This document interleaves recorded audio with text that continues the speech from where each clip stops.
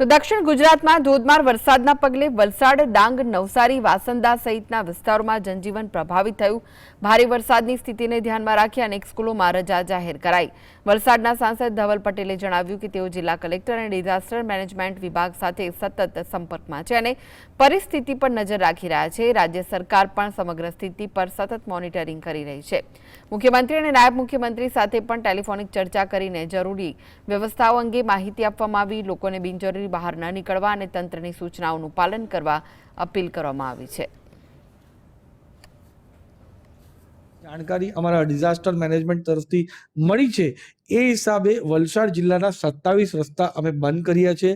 વાંસદાની અંદર આવા 42 રસ્તા આઈડેન્ટિફાઈડ છે, પણ હાલ હમણાં 42માંથી 42 બધા જ રસ્તાઓ ત્યાં પણ ચાલુ છે।